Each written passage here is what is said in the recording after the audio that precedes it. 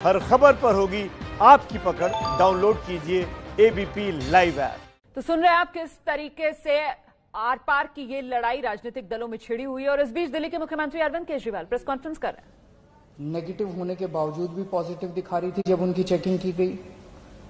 तो अब सारी लैब्स को सख्ती के साथ कहा गया है कि सही काम करना है और पूरी कैपेसिटी के ऊपर काम करना है, खूब टेस्ट करने हैं। केंद्र सरकार की मदद से दिल्ली में एंटीजन टेस्ट भी शुरू किए गए हैं।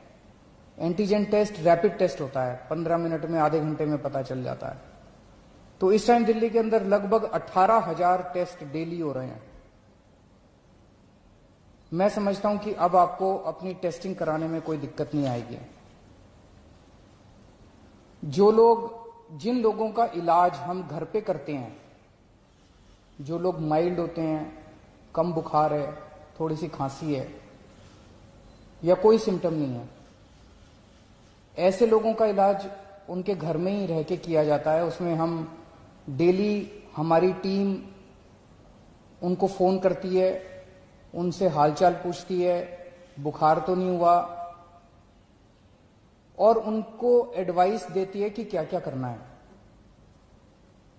अब हम इसमें कोरोना में हमने देखा कि एक ही चीज की समस्या सबसे ज्यादा होती है कि मरीज का ऑक्सीजन लेवल गिर जाता है, मरीज को सांस लेने में तकलीफ होती है, मरीज को ब्रेथलेसनेस होती है और मरीज को तुरंत ऑक्सीजन देने की जरूरत पड़ती है।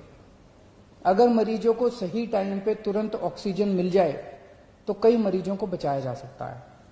तो इसके लिए अब हमने क्या किया है कि जितने अब होम क्वारंटाइन के केसेस होंगे, होम आइसोलेशन के, दिल्ली सरकार हर होम आइसोलेशन वाले केस को एक ऑक्सी पल्स मीटर देगी।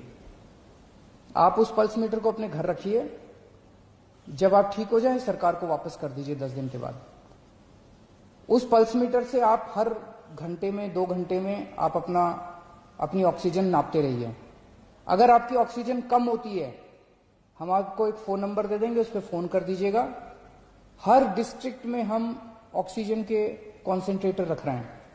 तुरंत हमारी टीम कॉन्सेंट्रेटर लेके पहुंच जाएगी जल्द से जल्द, और आपको तुरंत आपके घर में ऑक्सीजन दे दी जाएगी, और अगर जरूरत पड़ेगी तो आपको अस्पताल में शिफ्ट कर दिया जाएगा।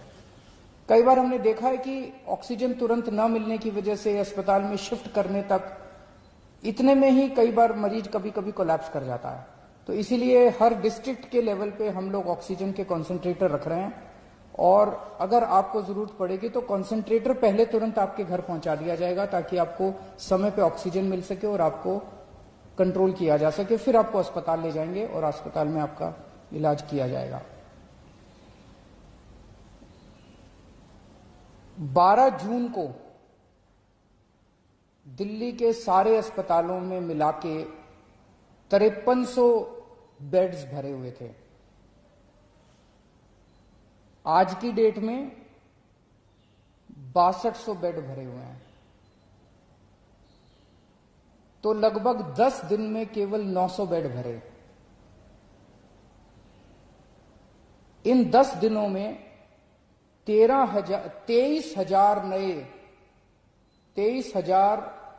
नए मरीज आए।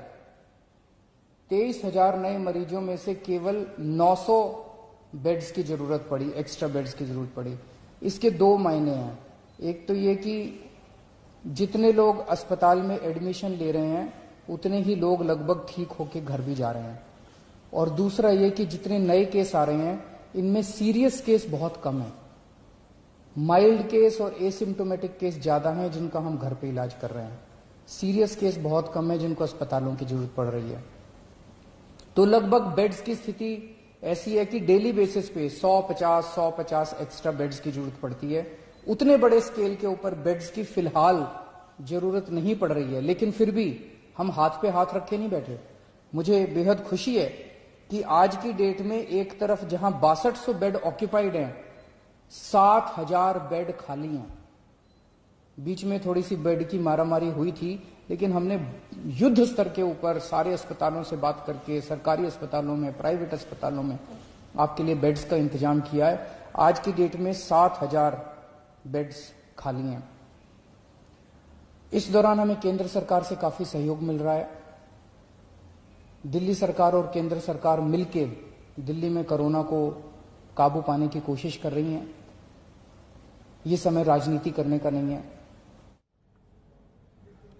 तो दिल्ली के मुख्यमंत्री अरविंद केजरीवाल को सुन रहे थे आप, जो बता रहे हैं कि दिल्ली में हालात जो हैं अब वो स्थिर हैं। साथ ही उन्होंने बताया कि दिल्ली में रोजाना 18,000 टेस्ट होने शुरू हो गए हैं, जिसमें रैपिड टेस्ट भी शामिल हैं। रैपिड टेस्ट मतलब 15 मिनट से आधे घंटे के अंदर रिपोर्ट आ जाती है। और साथ ही दिल्ली सरकार अब वो तमाम लोग जो होम क्वारंटीन है उन्हें ऑक्सीजन पल्स मीटर भी देगी, ताकि वो अपनी सेहत की सही से निगरानी कर सके।